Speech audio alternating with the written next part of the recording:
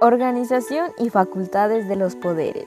En el siguiente video abordaré temas sobre la organización y facultades de los poderes, artículos de la Constitución Política de los Estados Unidos Mexicanos que la integran. Asimismo, los requisitos para ser un senador, diputado, presidente de la República y ministro de la Suprema Corte de Justicia de la Nación.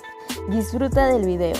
En primer lugar, el Estado debe de organizarse de tal manera que no olvide su objetivo principal, que es servir a todos los miembros de la sociedad. En esto resulta fundamental el respeto al principio de la separación de los poderes. Dichos poderes deben ser idealmente independientes el uno del otro. Los poderes del Estado son el Ejecutivo, el Legislativo y el Judicial. Poder legislativo. El poder legislativo se ocupa de la legislación, es decir, de la elaboración de leyes que rijan la vida en el país. Podemos encontrar la constitucionalidad de ambas cámaras en el Congreso de la Unión. Está formada por la Cámara Alta, que la integran los 128 senadores con un periodo de 6 años en ese puesto. La Cámara Baja, compuesta por los 500 diputados con 3 años de permanencia. En nuestra Constitución Política de los Estados Unidos Mexicanos podemos encontrar las funciones de la Cámara de Diputados en el artículo 74 y las funciones del Senado en el artículo 76.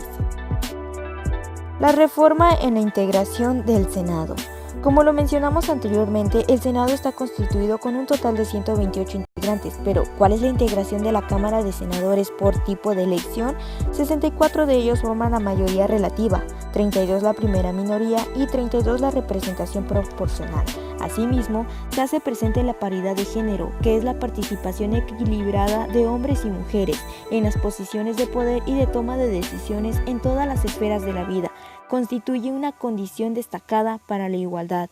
Incluso hay artículos que se reformaron en materia de paridad de género, publicados en el Diario Oficial de la Federación el 6 de junio del 2019, los cuales son el 2, 4, 35, 41, 52, 53, 56, 94 y 115.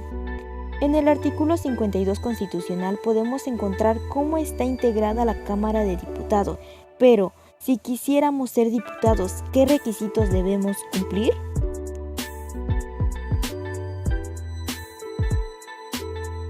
Los requisitos los podemos encontrar en el artículo 55, los cuales son: ser ciudadano mexicano por nacimiento en el ejercicio de sus derechos, tener 21 años cumplidos el día de la elección, ser originario de la entidad federativa en que se haga la elección o vecino de esta, con residencia efectiva de más de 6 meses anteriores a la fecha de ella.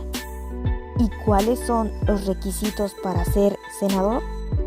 Los requisitos se plantean en el artículo 58 constitucional.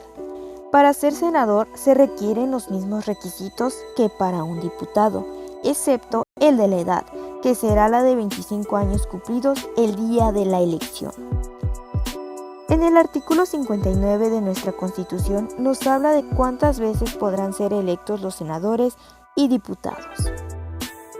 Iniciativa y formación de leyes. El Congreso de la Unión tiene como propósito fundamental el análisis, discusión y aprobación de las normas que constituyen nuestro sistema jurídico. Existen 6 etapas típicas de elaboración de la ley, las cuales son: iniciativa, discusión, aprobación, sanción, publicación, iniciación y vigencia. En el artículo 71 encontramos el derecho de iniciar leyes o decretos y quién lo compete. Nota: la formación de leyes y decretos puede iniciarse indistintamente en cualquiera de las dos cámaras. La Cámara de Origen. Se habla de Cámara de Origen para referirse a la que inicia el procedimiento legislativo. La Cámara Revisora se refiere a la que recibe la propuesta que ya ha sido aprobada por la primera Cámara, la Cámara de Origen. Organización y facultad del Poder Ejecutivo. El Poder Ejecutivo es el encargado de la administración y conducción del Estado, de la toma de decisiones políticas y estratégicas. Suele recaer en la figura de un jefe de Estado, llámese así, o presidente o primer ministro, dependiendo de la estructura burocrática de la nación.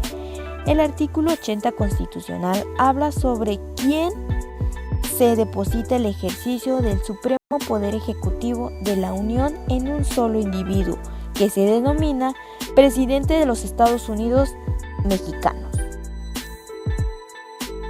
El presidente de la República será electo en forma popular, discreta, secreta y mayoritaria. Durará 6 años en su cargo y jamás puede volver a desempeñarlo. Su función principal es ejecutar las leyes aprobadas por los órganos legislativos. En el artículo 35 de la Constitución Política de los Estados Unidos Mexicanos establece que los ciudadanos tienen el derecho de votar en las elecciones populares y ser votados para todos los cargos de elección popular. ¿Cuáles son los requisitos para ser presidente de la República Mexicana? Los requisitos están plasmados en el artículo 82 y son los siguientes. Ser ciudadano mexicano por nacimiento en pleno goce de sus derechos, hijo de padre o madre mexicanos, y haber residido en el país al menos durante 20 años. Tener 35 años cumplidos al tiempo de la elección, haber residido en el país durante todo el año anterior al día de la elección. Nota: la ausencia del país hasta por 30 días no interrumpe la residencia. No pertenecer al estado eclesiástico ni ser ministro de algún culto. No estar en servicio activo. En caso de pertenecer al ejército, 6 meses antes del día de la elección. No ser secretario o subsecretario de Estado, fiscal general de la República ni titular del Poder Ejecutivo de alguna entidad federativa. En el artículo 83 constitucional aborda la fecha en que toma posesión del poder, así su no reelección. Organización y facultad del Poder Judicial. Es el encargado de hacer cumplir las leyes, interpretando lo establecido en la Constitución para que el Estado funcione en pleno respeto de la ley. Para ello cuenta con diversos organismos judiciales, que lo encabeza el Tribunal Supremo de Justicia. Además, se encarga de resolver los conflictos entre los demás poderes públicos. ¿Qué es el indulto? El indulto es el perdón de la pena a la cual es castigado un delincuente. Artículo 89 de nuestra Constitución aborda las facultades y obligaciones del presidente al momento de otorgar indultos. ¿Qué es la amnistía? Es el perdón del delito. Asimismo, el artículo 73 aborda las facultades del Congreso en cuestión a conceder amnistías. Poder Judicial de la Federación. ¿Qué es? Es el órgano encargado de resolver conflictos entre las personas y entre los órganos del poder público, así como proteger los derechos humanos establecidos en la Constitución Federal y los tratados internacionales, además de los derechos políticos electorales de las personas. La Constitución creó al Poder Judicial de la Federación para que éste defienda el orden establecido en la Constitución. Sus funciones son interpretar las leyes, resolver los problemas entre particulares cuando se trate de asuntos federales, ser un órgano de equilibrio entre los dos poderes, proteger los derechos humanos establecidos en la Constitución Federal. Requisitos para ser ministro de la Suprema Corte de Justicia de la Nación.